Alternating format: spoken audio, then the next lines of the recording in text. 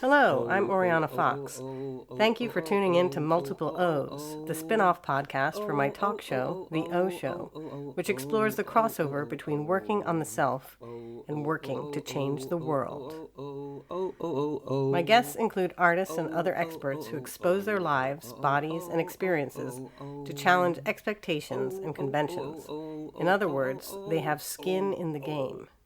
So if you're interested in candid confessions, nonconformity, creativity, and mental health, you've come to the right place.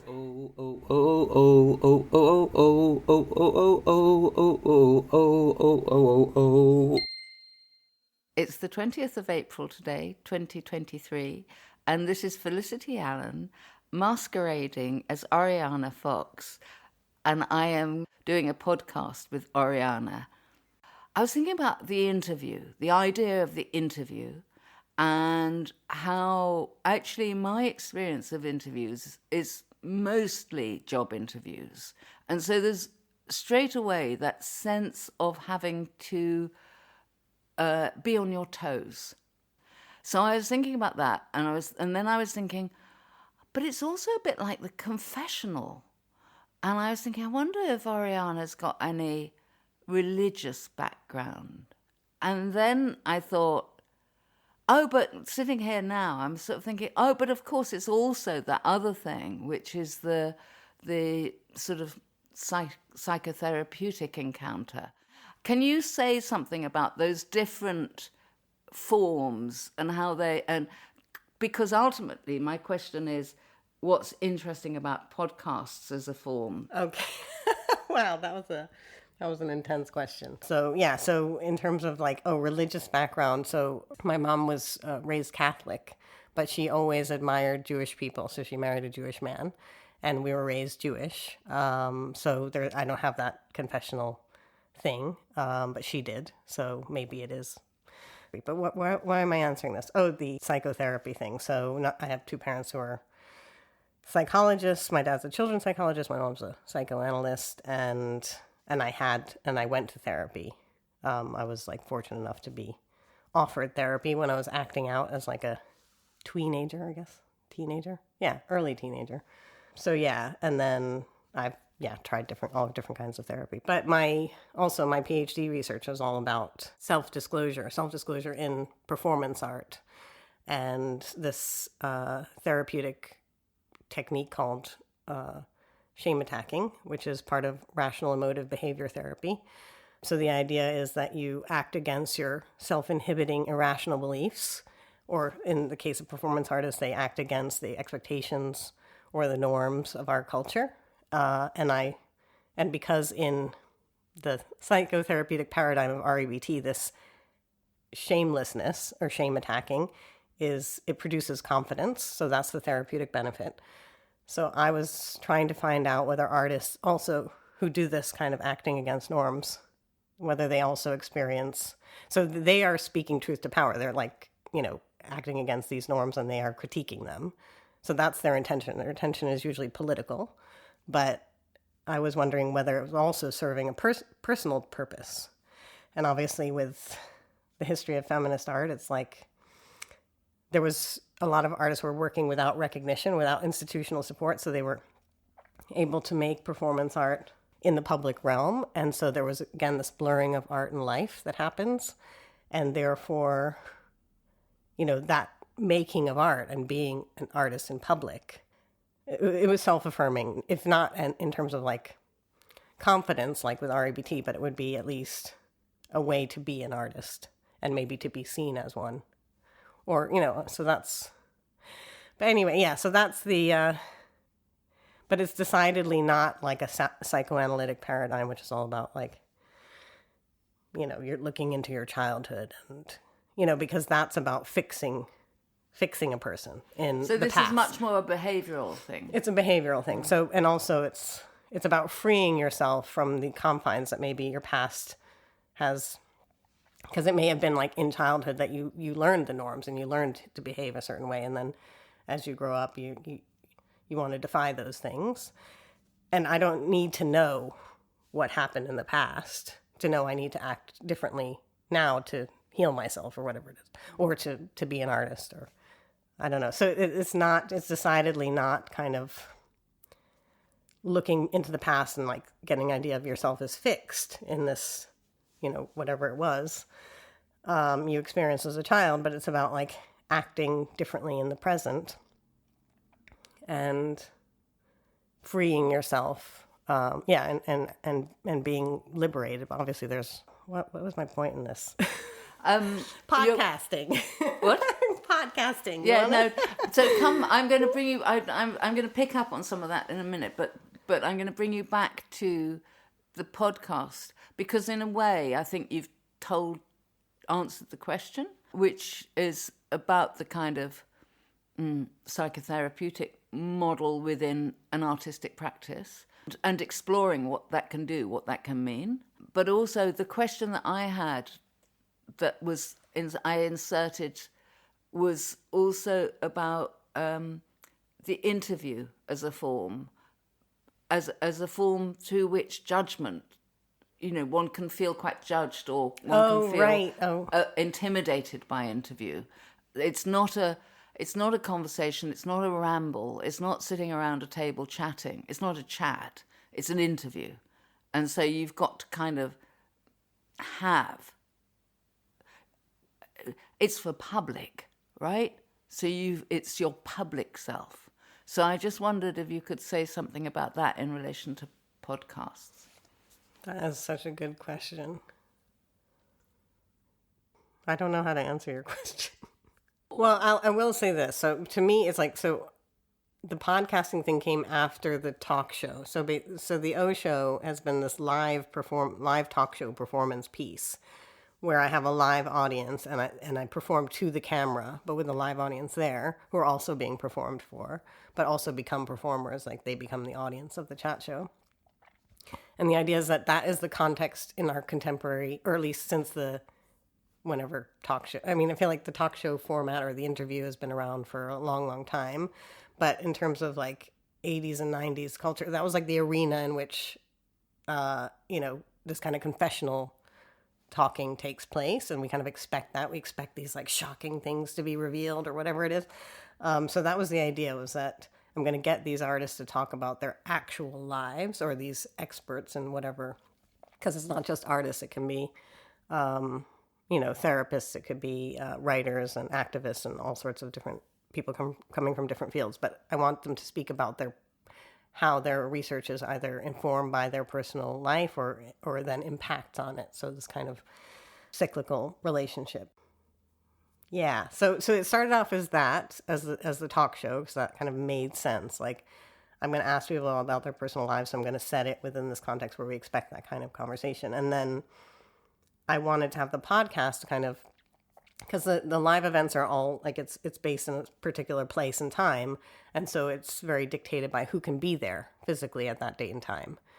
And then, so that's a huge restriction, and also getting the funding and the venue on board and all this stuff. It's a very like elaborate, and I'm worried, unsustainable way of making art.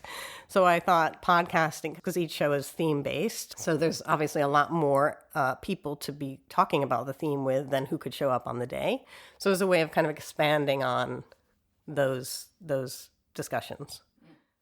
So really what I want to talk about is questions of solidarity and rivalry and friction.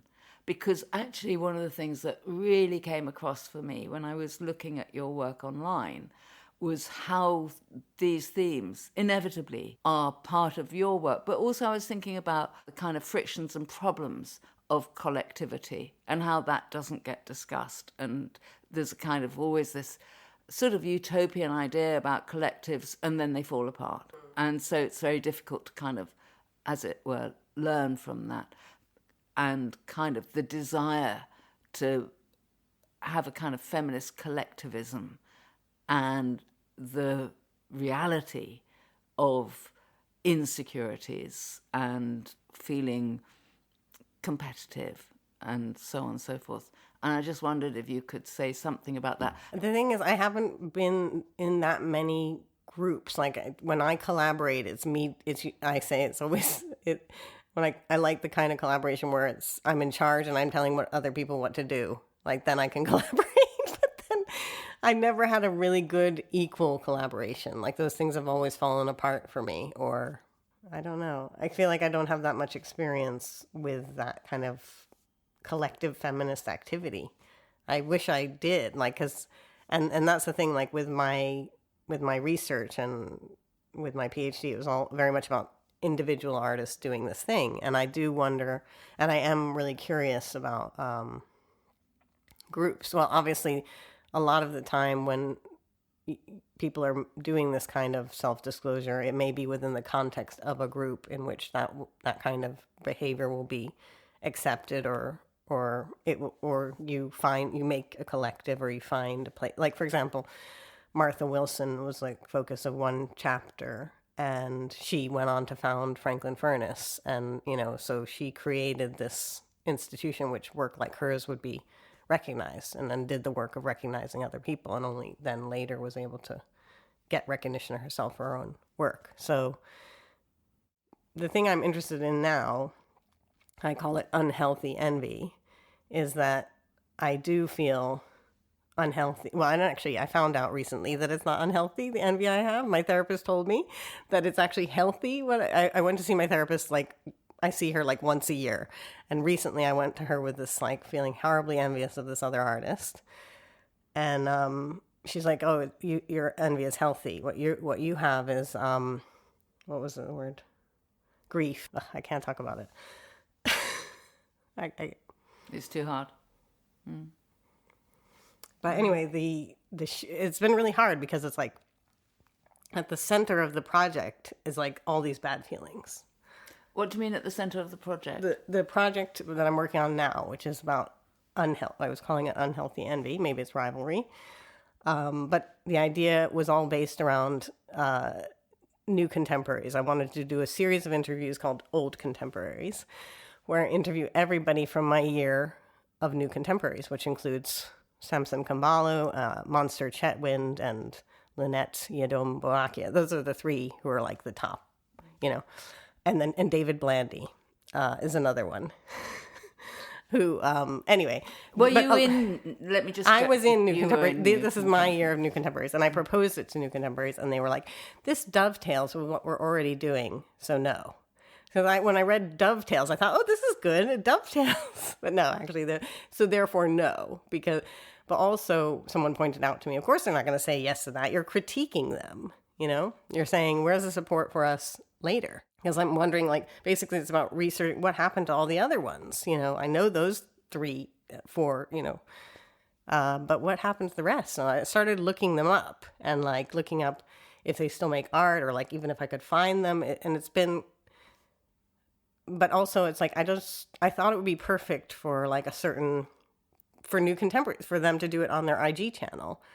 It'd be the perfect way to do it, because people can be in faraway places and still be together with me online. But I don't know if there is a desire for online programming now that the COVID pandemic is finished. And to do it in a live setting, it's unwieldy. Again, you've got to get these people together. And it's a huge, to do all of them. Maybe I'll find it boring in the end. But it basically, so I was talking about this with an artist who I get advice from sometimes. And he was saying, because he had revealed, it was Joshua Sofair who's been on the podcast. He revealed in my interview with him that he used to feel this terrible envy towards someone who went to Central St. Martin's with him. Yeah. And became a national treasure. And he said he wouldn't be able to sleep. He was so envious of this person. So he talked about that on the podcast. So then since then I asked him, well, what did you do to get over that? And he was like, he said, what I've done is I have, Killed him. He said, I don't disengage. I go and I see the work and I judge for myself whether I think it's good. And because if you don't engage, then it just makes it worse. And that was his advice. And then he used the term social comparison. And I hadn't heard that term before. And I looked it up, and it's like a psychological term.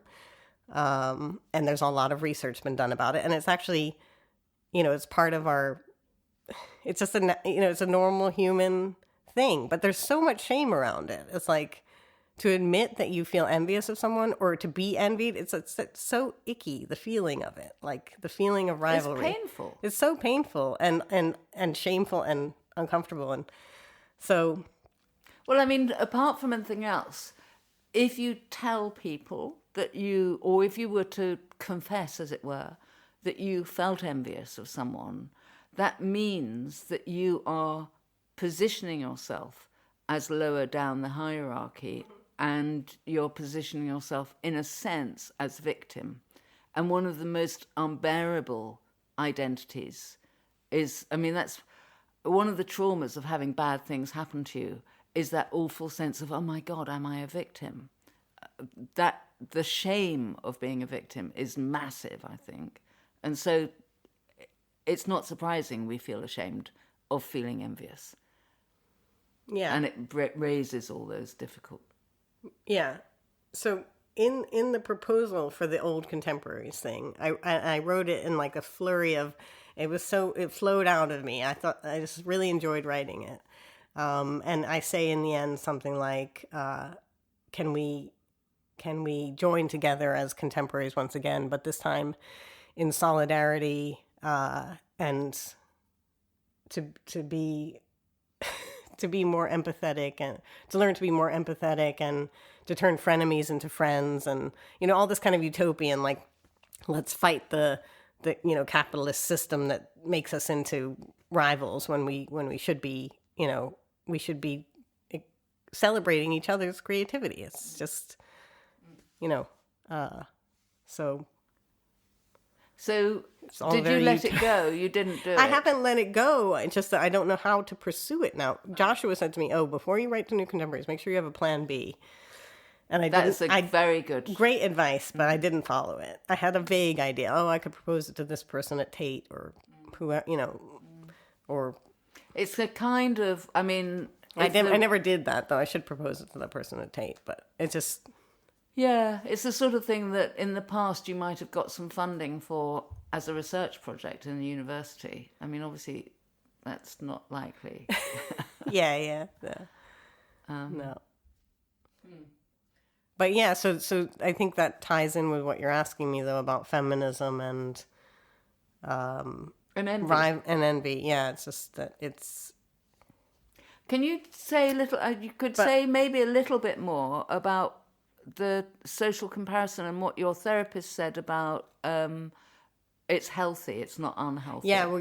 Yeah, because she has a chart like, this is healthy and this, it's unhealthy, if like you're actually doing something to, to take away what the other person has that you want, or or you're really self-deprecating, like you really think you are worse than them, or I don't know. I'd have to get the chart out to know the difference of why mine is healthy. But I think because basically what I did was I wrote to the person that I felt envy toward, and I said, I'm feeling this, and I thought it'd be better to... I'm going to get upset. Okay, sorry. But anyway, so she's like, because you did the thing, like you took this action, you did this very brave thing, like... Okay. Yeah. We'll leave that. But thank you. That was really...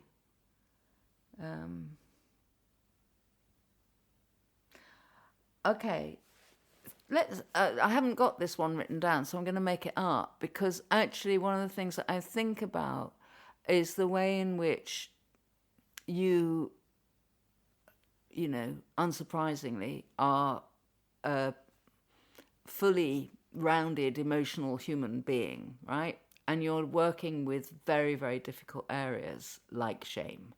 And you are actually also dealing with, I don't know how much you deal with this, but inevitably there will be frictions, there will be times of problems, because you're dealing with human relations and emotional life, right? And the unconscious or the semi-conscious. And so you're also, I think, regularly making use of the ways in which, let's say, common aesthetics, which are kind of offensive in their... The aesthetics themselves are offensive because of what they represent, right? And it's that kind of funny thing where the sensual or the sensory kind of connects with the moral in a way to turn into something which is like poor aesthetics of television chat shows. So you're working not just with the questions of shame, but you're also working with rather manic versions of what aesthetics might be, which is common to TV chat shows or equivalents in a way. And I think you certainly have done it in your performances, but I wonder as well whether you might do that in your painting, or might have done it in your painting in a way. And I was thinking about what that costs you. Oh yeah, I was thinking about that. Oh, people don't like me because I'm not serious. Like I can't. Oh, be taken I wasn't thinking serious. that. I was just thinking what it costs you as a emotional, fully fledged, sensing person to be working with this kind of aesthetic, which is actually pretty challenging. Oh right, okay. But that's the fun of it, though. I mean, that's part of the fun of it. But also there's, with the persona and stuff, it's about protecting me. You know, it's like, it's easy to reveal, you know, because you can always just say afterwards, oh, that's just the character. That's not me. Or people assume it's the character and not me. Or they assume that character is a real person and they assume that real person is me, but they're sort of like, oh, she's American. So of course she thinks that, like. And sometimes I'm like, oh, I didn't even realize that was like something funny, you know, like, or something that could be made fun of on that basis. Like, so it protects me to some extent. What did you think? What was it that I interrupted? You said, oh, I've been thinking about that. Because my work is like kind of a joke or, I just feel like there's some sensibility to it that means it's not going to be taken seriously. Oh, that's really interesting because I have got my insecurities. So this is kind of, might relate to this, okay? But it's about humour. So the performance Witch Zap Action from 2014 is a perfect, ironic and punchy equivalent to my rather earnest dialogic portraits. There are questions about narcissism and ethics and performance as a process in both our works, but I think yours are much wittier and near the knuckle. What does it mean to use biting humour in art, and is there anything you could say to reassure me that plodding worthiness has a place? And do you see a link between these two very different works? So tell me about your perception of the Zap Actions and then what the work you're comparing it to of your own. Well, it's just really interesting because I'm going to try describing... Because it's good also for people who don't know the work, you know. Yeah. I'm going to try and describe Witch Zap Actions, and I may misremember it, so you can correct me, please. So what I understood is that I think it was a performance, and you had made yourself up to look tired and grey and old, and you... what was it called? Granny Fanny. Yeah. And you, so you were this artist, I think, called Granny Fanny. Yeah. And you got people to come so that you would make them up, but they assumed that they were going to be made to look beautiful, but actually you turned them into these grey, old-looking, drab people. And most of them got it, but one or two of them didn't. Yeah. I can't remember what happened with the ones that didn't. They were good sports. About it. Nobody was like, one woman was like, oh, please just don't make it so bad that I scare my children because I have to pick them up afterwards. And most of them were like, yeah, it was really funny how most of them sort of knew what I was going to do. And then another one was like, she had no clue what I was doing. Because I basically approached people at the private view saying, I love your look, but I think, we could just tweak it a little bit or whatever. So So that was it. But yeah, they were just good sports about it, and they got a certificate of ugliness. They got at the end, and the Polaroid picture. I think I gave them away to them if they wanted them, or maybe I kept them. I can't remember. Yeah, It's incredibly offensive. It's I brilliant. know, and now I think afterwards, I mean, I don't know. I think is Granny Fanny an okay character? Is she Well, exactly. like deeply I'm ageist sitting and here as this old drab woman who wears her, remembered this morning to put on my pink lipstick so that I didn't look quite as grey and old and drab, But I mean, yeah, this is what women of my age are working with all the bloody time, thanks all the I know, same. I know. And I'm like, and that will be me. I'm like more and more aware that will be me, Like, I don't think I was so thinking that was going to be me. Nobody ever believes it's going to happen to them. Anyway, so there we are. But so my dialogic portraits, which you know something about, although you haven't yet taken part in it, we haven't enacted it, as it were. But basically, people come and sit for me, and I paint watercolors of them rather than I'm not making them up, but I am making them up. Actually, but you think you're portraying them in, in a kind of harsh realism. No, I don't. I use, in a way, I'm not so sure I'm interested in this anymore, but for a long time I was using Lucian Freud's kind of scalpel-like attitude to his sitters. I was using that as a model of what I didn't want to be doing. And I wanted to be... I mean, basically, we talk about religion, one of the things that is an influence in me, despite myself, is the fact that my dad was a Quaker. And so therefore, I was brought up very much looking for, if you like, the God in each person, the godliness in each person. And so I started sort of thinking, okay, when I started doing the dialogic portraits, I thought, well, actually, I want to... my motivation was because I had become aware of exactly how disposable people had become to the people in power and what was happening and how this was, getting worse and worse and worse. And it was that disposability that I was finding very problematic. So I had motivation to paint people individually, but also to have the idea of the dialogue so that they would enter it in a way that was different from just me doing a version of them, let's say. It still is my version, and I wouldn't dream of disclaiming that.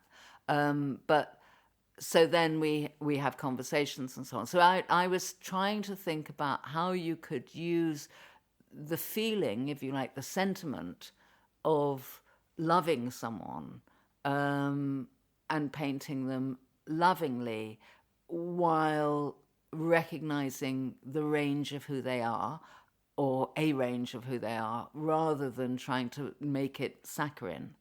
And that was the kind of thinking that I had.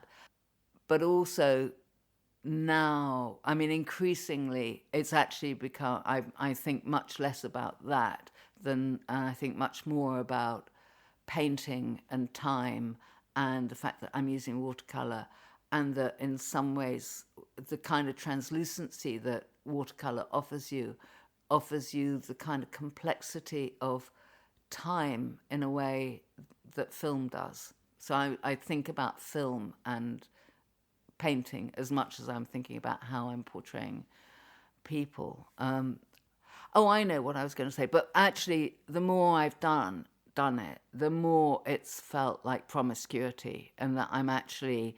What happens is, it doesn't happen with everybody, but with a lot of people, I fall in love with them just for the moment that I'm painting them. And it doesn't last necessarily.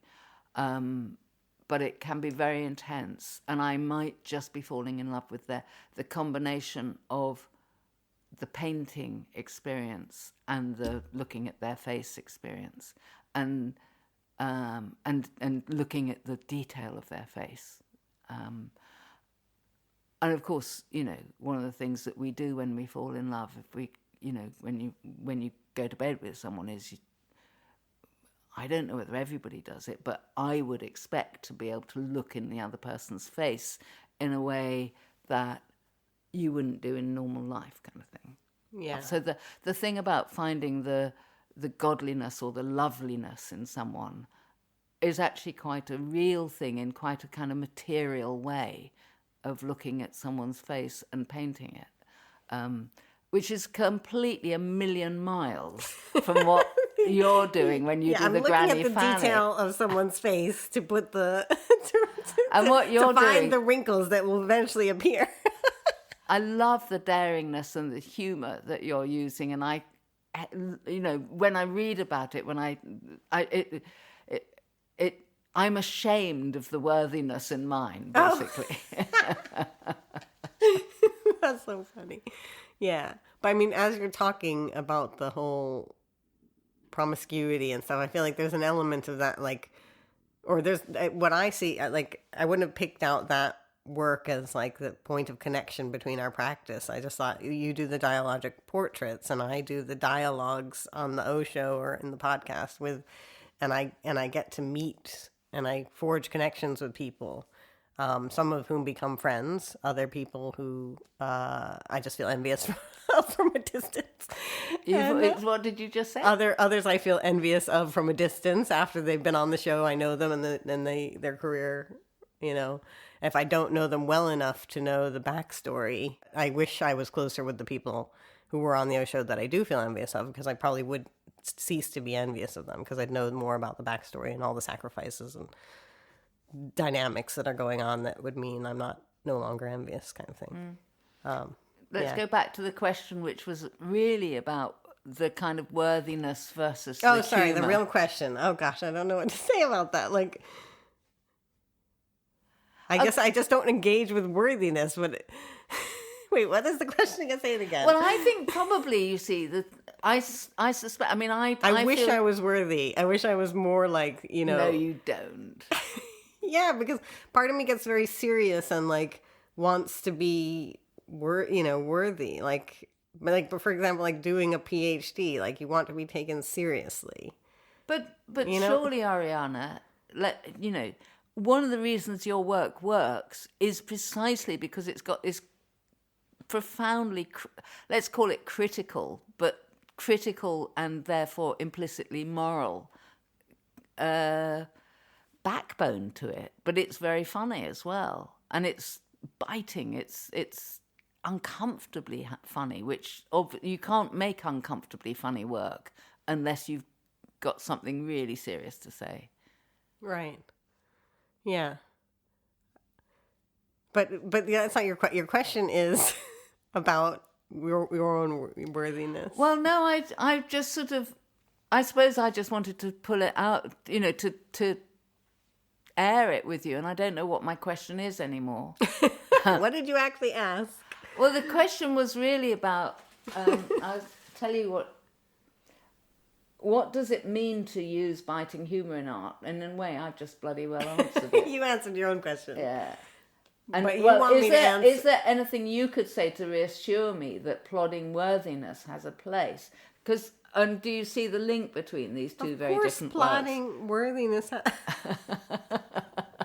What could be better than being worthy and plodding? No, it isn't. But come on. You can't think that. I do think that. In certain I don't know.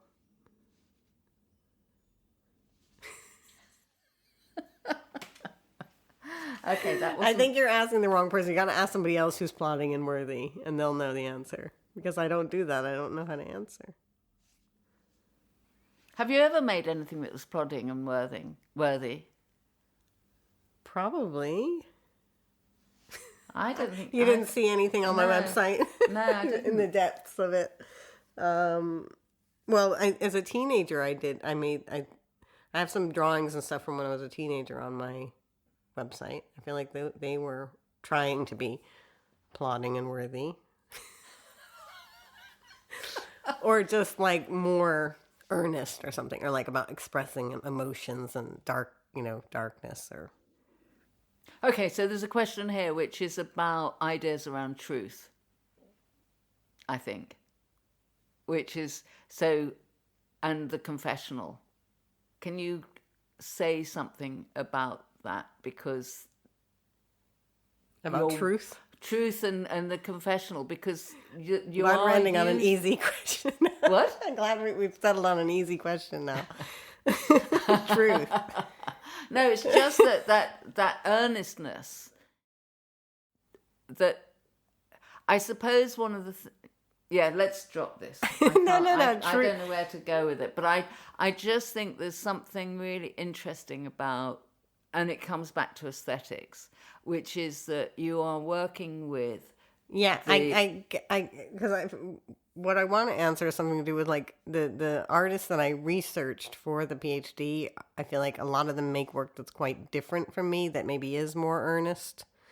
I'm not sure if it's plotting and worthy, but a lot of them have, I don't know, they have a different approach that's not necessarily humorous and parodic or whatever. It's more straightforwardly earnest, and and I wonder, why am I writing about work like that that's so different, that's not using humor and that's not doing the similar thing, but yet I'm still talking about truth telling and the confessional or whatever, self-disclosure I call it. In the PhD, I use Foucault's idea of parousia, which is like speaking truth to power, and it comes from antiquity, when the how you could tell someone was speaking truthfully was if they had if they were risking themselves, they were risking being killed by their interlocutor or whatever. So if you reveal, someone's telling the truth because of the level of risk, which now it's obviously we don't judge the truth that way, but I still think it's a compelling, if difficult one. But yeah, it's tricky then when you add the layer of humor or parody onto that, or you add a persona onto that, because the persona mitigates the risk, but then allows the truthfulness. It's a kind of I want to say clusterfuck in my brain that needs to be further unpacked. I think you've made it very clear. There's also something about comedy having become more and more fashionable, it seems to me. Do you think? I think maybe it's just to do with like, or maybe it's to do with like postmodernism. It's like, or you know what? I've recently learned about this thing, metamodernism. I think I'm actually a metamodernist because it's something where I feel like I connect it in my mind with like what Catherine Grant says about fans of feminism, or about my work and being a fan. Like I'm making fun out of the thing that I admire because I feel this affinity and this desire to like reenact these feminist icons or whatever it is. But in a strictly postmodern parody, it wouldn't have that kind of sentiment behind it. It would be more distanced and like it would be a parody that is a ridicule form of mockery or ridicule or something. Whereas with metamodernists, they kind of make a joke about the sentiment. It's like, but the sentiment is real. But I'm not probably defining metamodernism well. But that's really interesting. Thank you. Yeah.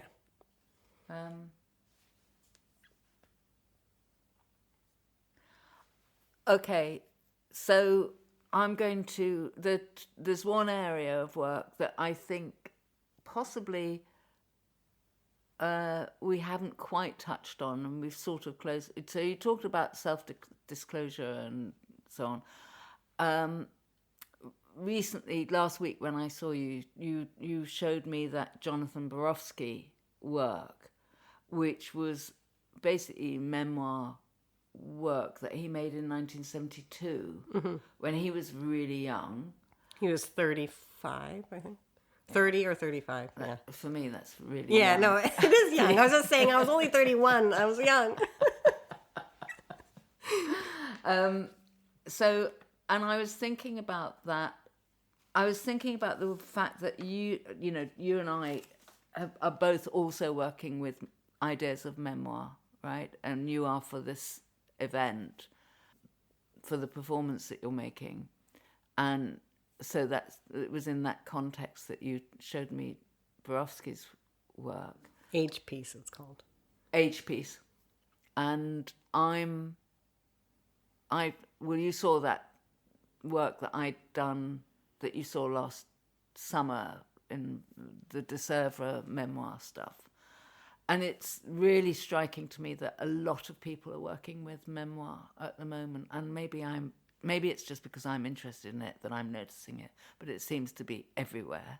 And I just wondered, I guess, what's your interest in working with memoir yourself, and what you think's going on that there is this kind of, and whether I'm right about the kind of upsurge, let's say, or surge of work on memoir. I think the thing that there's a surge of interest in is not memoir, but auto theory. But I don't think that's necessarily what you're... That sounds like cars to me. Auto as in self, as opposed to cars. Like auto theory. There's a book by Laurent Fournier called Auto Theory. I can't remember the subtitle, but anyway. So yeah, this idea of creative nonfiction, that kind of genre of thing, So, but basically Fournier ties it to feminist practice of all kind, not just writing, but like performance and whatever medium you work in, that you're using the self as a kind of basis to theorize. But anyway, so I think that there is a huge... right back to the 70s, right? Yeah, right back to the 70s. And she does. So there's that I think is maybe more, in the kind of zeitgeist or whatever people are thinking about that. I think, I don't know about memoir. But I think there is a link between your De Sèvres event and the Age Piece, because it's about self-exhibition, right? It's about orchestrating something in which you feature your own work, like you kind of self-curate. It's self-curation, I think, more than memoir is the word I would use to describe it. But it's with Borowski, he showed that work at the Whitney, so he wasn't lacking in institutional recognition. He was like represented by, I think, his Paula Cooper gallery, and like he had no lack of institutional recognition. But I think for you and I, it's about kind of staging the exhibition we want to see ourselves in, or to finally, for me, like I can definitely say, like for me, it's about like, I haven't been, I don't have the retrospective at Tate that Lynette Yedom-Boakia, my peer, has, but I'm going to have this one day event in Ipswich for a few hours, and I'm going to show my work. But it includes work from your childhood, right? Yes. So it's all. So I don't think she quite. Her retrospective wasn't quite that grand. No, it wasn't that grand. But it wasn't a museum. It wasn't the Musée Picasso. Yeah, but you can't really compare Age Piece to the Musée Picasso either. But so basically, to describe the work, it's like a timeline of artworks, starting from, like in Borowski's case, I think it's age 9. There's like a still life, and then age 14, or no, I think age 14 is a still life, or whatever it is. So it goes on and on, like every few years there's a different work, and each work represents what he sees as like a significant series and point of development in his oeuvre. And, he stops making sculpture at a certain point and just has like blank pages on the wall, because for years he just wrote numbers. Like he literally just wrote like a sequence of numbers for like years and years, and then finally the desire to draw took over, and he started making drawings and then paintings, and kind of almost like beginning again. So I've always loved that work. When I saw it in the book, like when I was 17, I just thought, I love this. I really can't wait to have an oeuvre and to make this work of my own. And so that was the idea, like, I can finally make this happen, and it's like a lot of work to make it happen to just a few hours, but I'm really looking forward to having it documented. Like, that's kind of all that matters, is that it's been documented. And I'm thinking of redesigning my website so that that's the homepage, and you can kind of, anyway, I have all these grand plans that may or may not come to pass. And I was actually wanted to ask you a question that was related to that. Are you, with the De Souvre exhibition projects and the catalogs that you produced, did you ever worry that someone would accuse you or the project of being a vanity project? Of course. And then how do you combat those? Do you worry, and how do you combat that worry or confront that? I don't worry about it. You don't worry about it? I don't think so. I did worry about it. I mean, for years I haven't done it. You know, I haven't done it for years and years and years and years. I have so self-abnegated so stringently all my life that actually, you know, as I showed you this morning,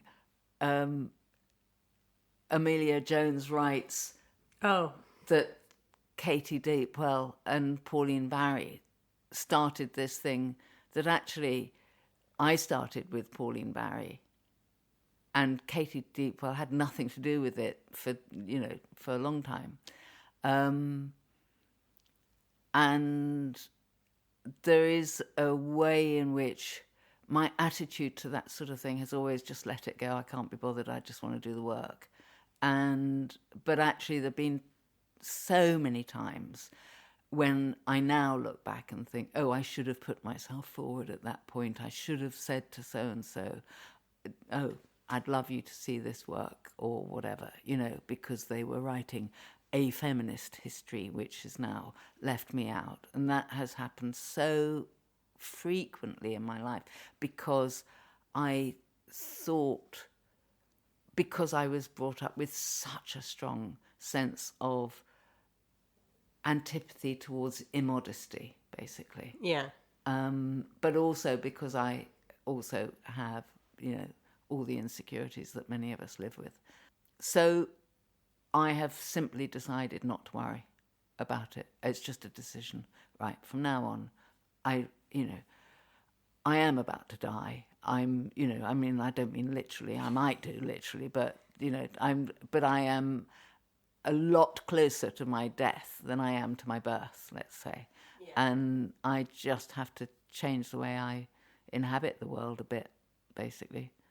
And obviously, I mean, my question to you was about why now, why memoir now, or why the age piece now, or whatever. Because actually one of the things that I observe is that there is a kind of flurry of interest in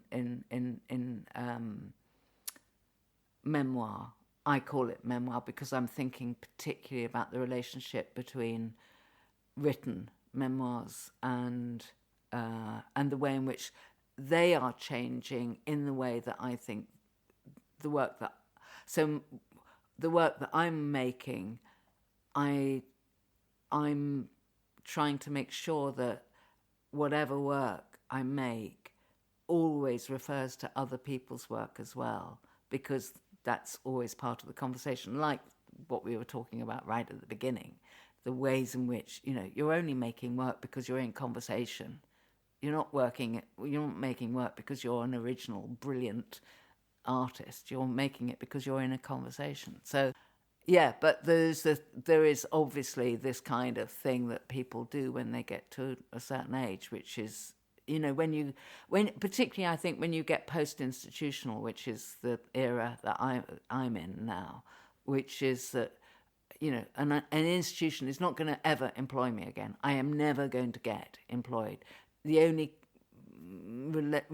continuing relationship that I might have with an institution is an old people's home, right? So that it's a whole different way of thinking about life and the world.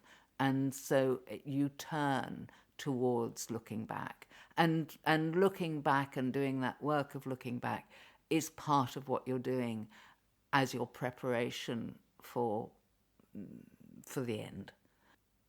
So for me, I see it very much as a kind of I'm not dead yet kind of moment, so I don't care about the vanity. anymore. Great. That's really good. So for you, though, For me, because I'm in this, I say this, I'm in my midlife or mid-career crisis. So that was part of the motivation for, the Old Contemporaries project. Sort of, I'm in this mid-career phase, but I don't feel like I've made it in the way, it's a typical midlife crisis kind of thought, like, why didn't it turn out the way I had always dreamed, kind of thing.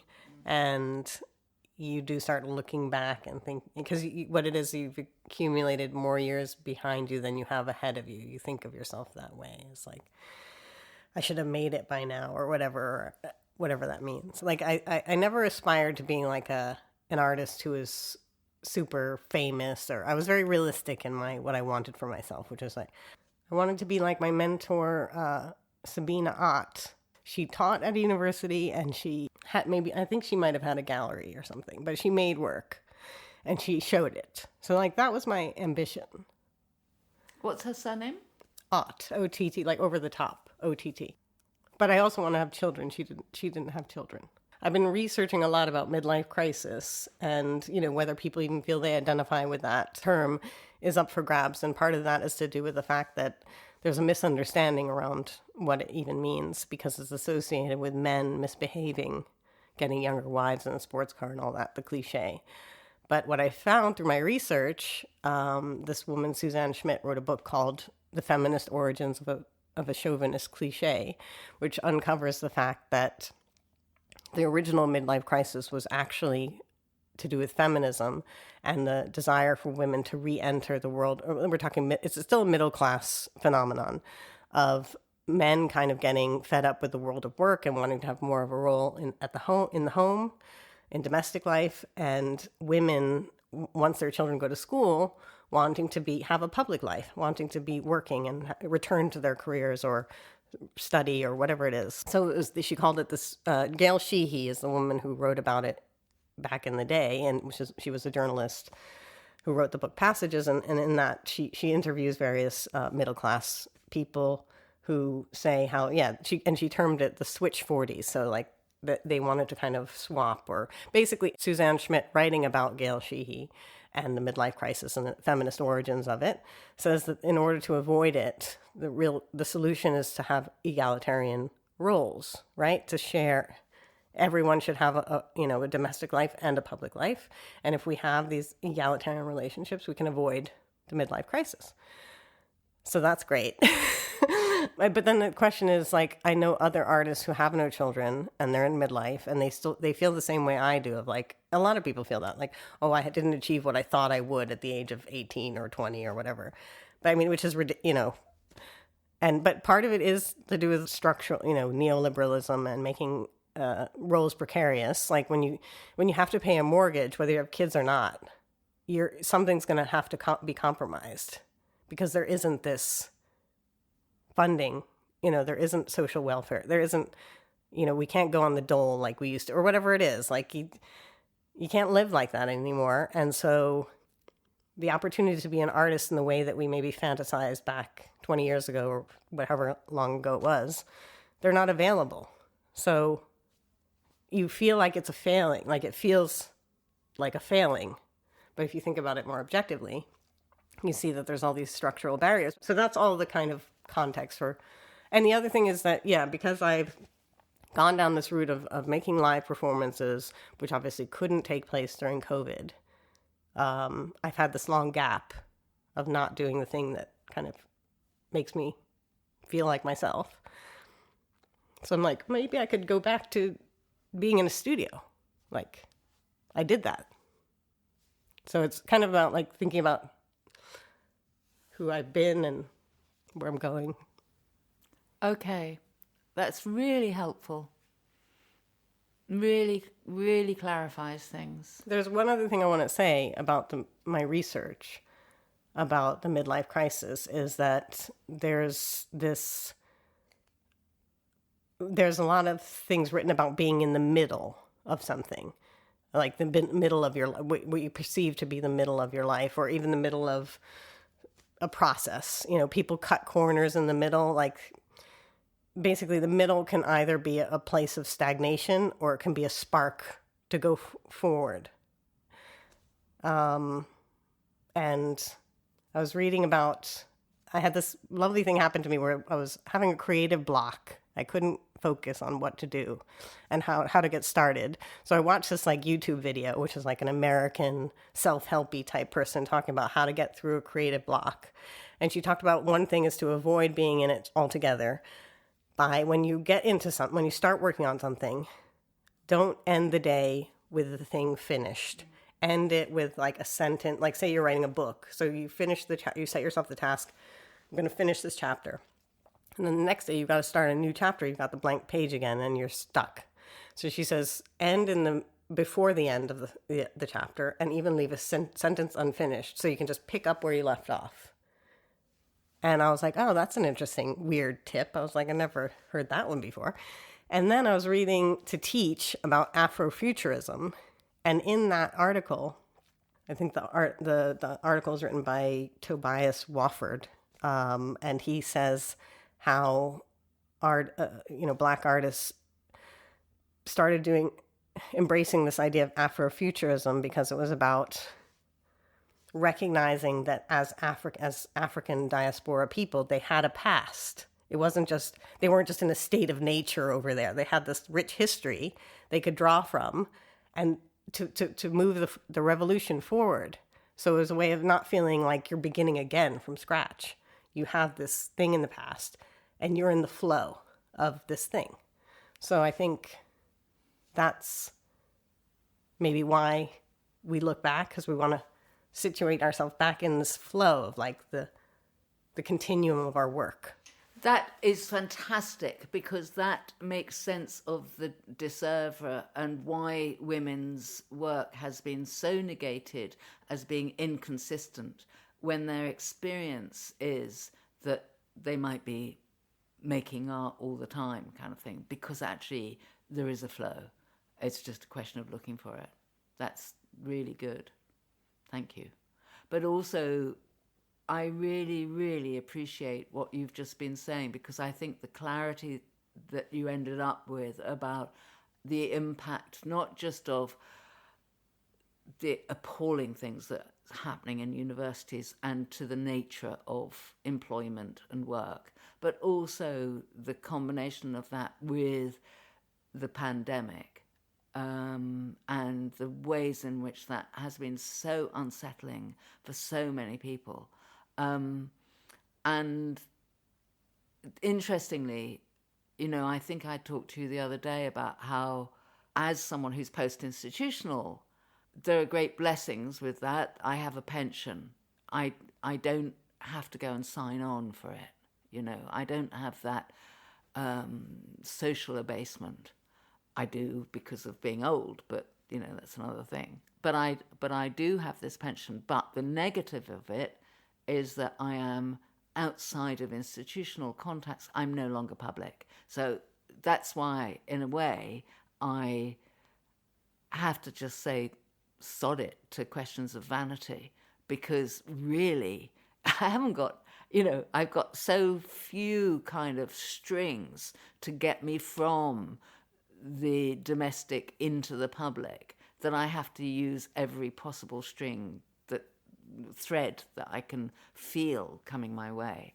And I think that is a common experience for people who've gone through the pandemic, that sense of isolation, which for me I've now adjusted to, and I'm finding strategies around it. But for someone of your age, with all the responsibilities that you've got and everything else, the combination of that pandemic and the need, the dependence that you still have on institutional employment, and yet the complete disgust that the institutions or the politics of the institutions have for their employees and for the people dependent on them. It's completely out of kilter and unbearable. And you just have to listen to the news this morning, as I did, talking about the junior doctors being on strike. I mean, never could you have had it so clearly articulated as on the news this morning, where people were saying, we will not have any doctors because they're all leaving, because you cannot treat people as badly as this, you know, and particularly when they've just been through this heroic work that they've been doing all through the pandemic, you know, and it's just like that. It's so clear. And so the memoir or the questions of reflection that you're working with actually become really clear about having to assess where one is in the way that a junior doctor is having to assess where you are. Can I still do this? Can I not still do this? And it's insane that would happen to doctors. You think if you're a doctor, you got it made. I know. I was just literally reading this article, which is all about, this thing about the midlife crisis. It was a New York Times article, so it was focused on Americans and particularly millennials, how they have so much student debt that they, and they seriously worry about the future. And there have been all the, crises, and people's savings have been slashed in half because of the market and its volatility and whatever. It's just basically so millennials feel like, and I'm not a millennial, I'm a little older, but they just don't have the sense of security of that they associate with the midlife crisis. Because like I said, it's this middle class thing of, thinking about I could change my life, or having the freedom to like go and off to, buy the sports car or go off on the sabbatical or whatever. But they don't have that. They don't have the time for the reflection or the life-changing or what possibilities that like previous generations may have had. But I think it's just because we have this wrong idea about it, about the midlife crisis. We all think of that cliche, and we don't think about the real origin, which has to do with feminism, and which was to do with wanting to have a full life. And it's, I want to say it's a feminist issue, but it's more than a feminist issue. It's like so many people. It's a political issue. Yeah, it's a political issue. Yeah, that's what it is. I think it's also a normal issue. I do think that presumably, I think one of the things that we have been bad at, certainly in the past, is making this distinction between children and adults, as if adults are all one thing. And it became really clear to me, I think, in my 30s, when I was in my late 30s and I started to have children. And I looked around and I realised that all the people who were showing work, when they're in their 20s and maybe early 30s, it's often to do with sex, and then it starts to be about children. And there were all these images of children's toys in these paintings. I remember going, and just everywhere, it seemed like people were making work about children's toys. And it wasn't about children, but it was because they were living with children's toys and they were thinking about them and using them in that way. That became their imagery. And there was just these different concerns, if you like, but also different processes, different periods of life where we do different things, And maybe one of the things that's happening is that the pressures that everybody is under means that we're all reflecting all the time now in a way that's really quite manic. Yeah, because I don't think it's easier to be 20 or whatever. No, it certainly isn't. Because you have your, your young adulthood crisis or whatever. It's really tough. I think it's really tough for everybody. I really do. But what I was thinking of, the perfect example of, I don't know if it's a perfect example, but a example of what you're talking about, I was thinking in an artist's career is like Jeff Koons. He did that series with Cicciolina, which is about sex. And then he had a son, and suddenly he was making like balloon things. Yeah. No, it's completely, I mean, maybe it was just that generation, but I saw it time and again, Yeah. And I did it myself. I don't think I did paint. I never used images of toys, but I certainly did stuff about sex. I think maybe we finished since I just started talking about sex. Well, thank you so much for doing this. It's been really... Not at all. It was great. That brings my second discussion with Felicity Allen to a close. Gosh, I can't tell you how much I enjoyed that. So thank you again to Felicity Allen for interviewing me. I wish more of my guests wanted to interview me on my podcast. Anyway. Next time on Multiple O's. Next time on Multiple O's, I'll be sharing an interview I carried out for my PhD back in 2017. So it's an oldie but a goodie. It's with the performance artist Chinasa Vivian Asuga, whose name might be familiar to you if you live in London and you're part of the live art scene. She was co-director of the Live Art Development Agency for a couple of years, and I spoke with her back in 2017 when she was just finishing up touring a work called Because of Hair, which she toured all around the UK and abroad. And we'll be talking about that work and the politics of hair. And then the following episode after that will be a follow-up interview with Chinasa, a much more recent interview. So that's something to look forward to on the next two episodes of Multiple O's. Multiple O's. In the meantime, thanks again for listening. Please subscribe, leave reviews, tell your friends about it. And be sure to accept yourself, your life, and other people unconditionally, because we're all just fallible human beings. Bye-bye.